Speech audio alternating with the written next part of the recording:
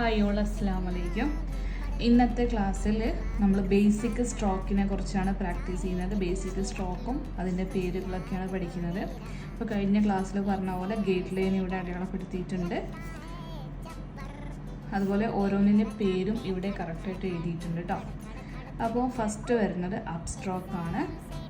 അപ്പോൾ ഈ ഒരു അപ്പ് സ്ട്രോക്ക് ചെയ്യുമ്പോൾ നമുക്ക് ഈ സ്ട്രോക്ക് പ്രാക്ടീസ് ചെയ്യാൻ വേണ്ടിയിട്ട് ഇതിലൊക്കെ അതായത് അസെൻഡിങ് ലൂപ്പും ഡിസെൻഡിങ് ലൂപ്പ് ഇതൊഴികെ ബാക്കി എല്ലാത്തിനും ഈ രണ്ട് ലൈൻസ് മതിയാവും. പക്ഷെ ഞാനിവിടെ കാണിച്ചത് നിങ്ങൾക്ക് കറക്റ്റ് മനസ്സിലാവാൻ വേണ്ടിയിട്ടാണ്. ഓരോ ലെറ്റർ എവിടേക്കാണ് ഈ ഒരു സ്ട്രോക്കുകൾ നമ്മൾ ലെറ്റർ എഴുതുമ്പോൾ വരിക എന്ന് കാണിച്ചു തരാൻ വേണ്ടിയിട്ട് കേട്ടോ.